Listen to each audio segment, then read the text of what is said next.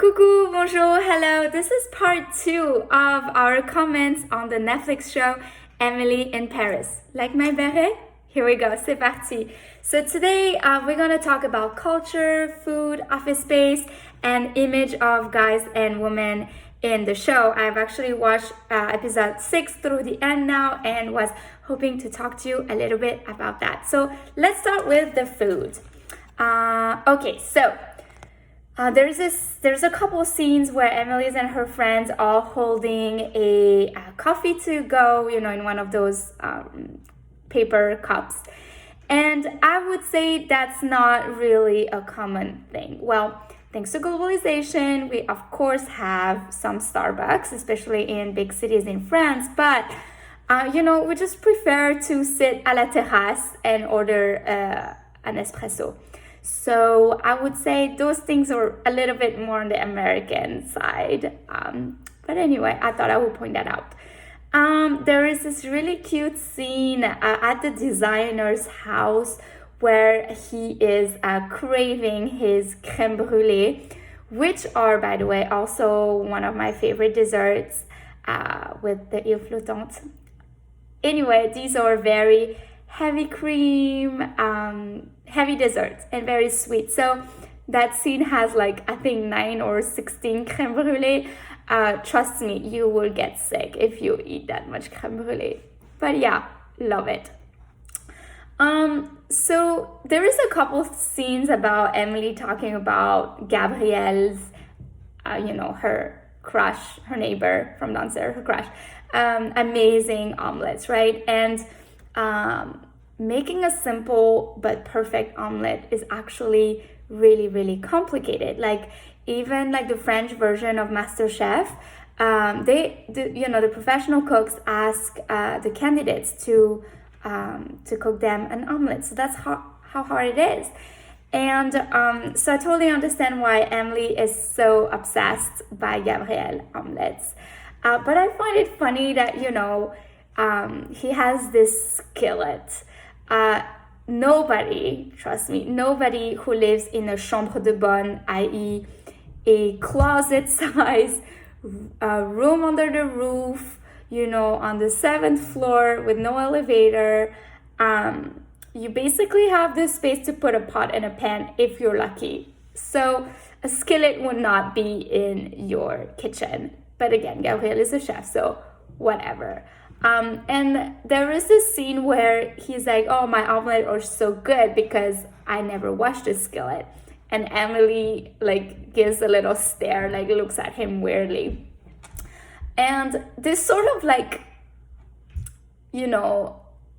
theme of dirtiness and not washing sort of is perpetuated in the show, where episode 6, Emily is kind of shocked when the philosophy professor she spends the night with does not take a shower after they slept together or even the next morning because he doesn't want to wash off her smell. And what would I want to say? Well, it's interesting because my husband, for example, he's not French. And he and my in-laws, so his family, always had also this image of French people being dirty and smelly.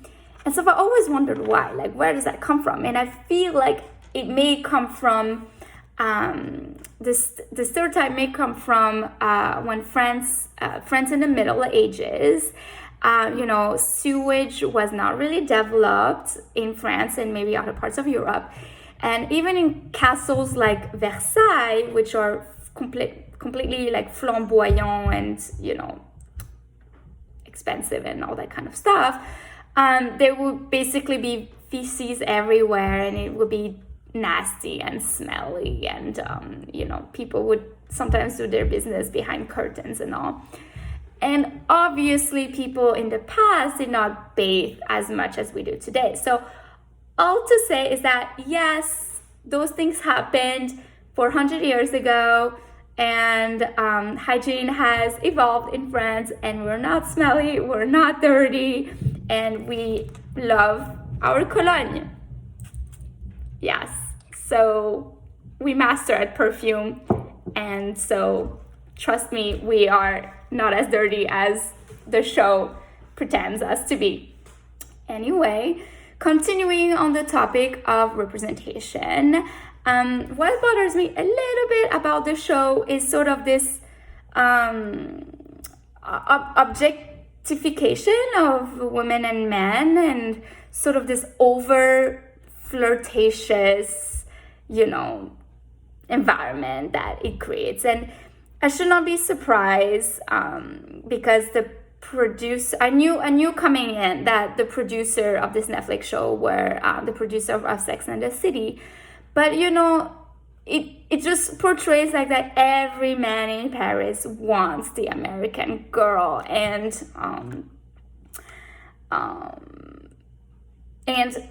even though it's true that French people are a little more liberal and open when it comes to relationships, especially in larger cities, it's not, well, like what you see in the show is not necessarily the norm, so please take it with a grain of salt. Like, there's not, a honey and all the honeybees. It's not always like that. So this theme of openness was also exhibited somewhere else in this episode where Emily's goes to the Champagne region to visit her friend's Domaine de la Lys, where they produce champagne, right? And she was surprisingly greeted by her friend's father, who was lounging naked by the pool. And he just was like, hey, hi, how are you? What's up? Like, as if, nothing happened. And Emily was just like, oh my gosh, and turned back. That's actually not so rare. Like, it can happen. And again, French people are a little bit more open about certain things than maybe others. And, if you own a beautiful property and lots of lands and a vineyard, you may just want to wander around freely in your property, however you want, I guess. So that's actually not a scene that shocked me too much. So now let's talk about culture and all. There's a scene where Emily goes to the Opéra de Paris, right? And in the US, if you go to an institution at kind of that scale, it's a very big deal, correct? But in France, actually, cultural institutions are relatively affordable. Like, even, broke students like I was could attend pretty prestigious shows. And like, for example, at the Opéra de Paris, there are, cheap nights so that, people could afford to go see amazing ballets and opera. But now, issues of accessibility and and inclusion does not always, depend solely on your entrance fee. And there are, of course, many more diversity-related parameters to take into account. And although France is a little bit behind, issues of race, ethnicity, gender, etc., issues of inclusion, they actually done a pretty good job in terms of opening up cultural spaces.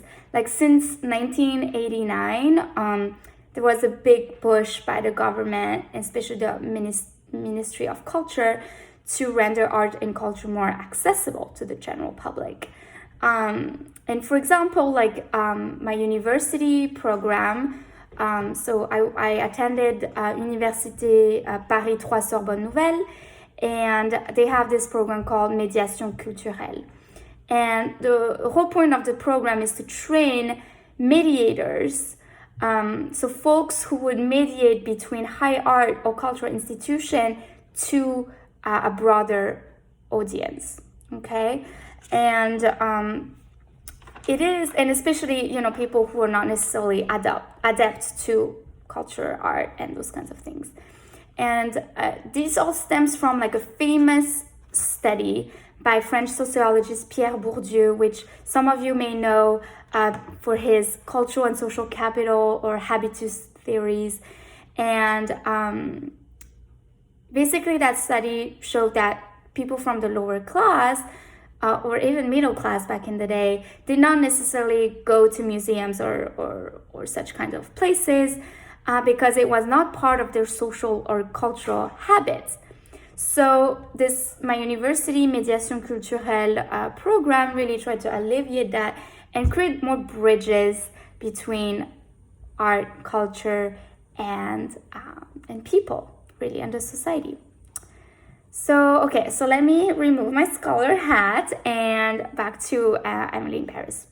So there's two scenes that sort of caught my attention, and one is where, Emily lost the very expensive diamond necklace, and she starts looking for it, riding on Gabrielle's Vespa in the middle of the night. And I would say Paris by night is a must-do and is absolutely splendid and beautiful. So I don't know if you've seen the movie Midnight in Paris by Woody Allen, and there's Owen Wilson, Rachel McAdams, Marion Cotillard, Léa Seydoux.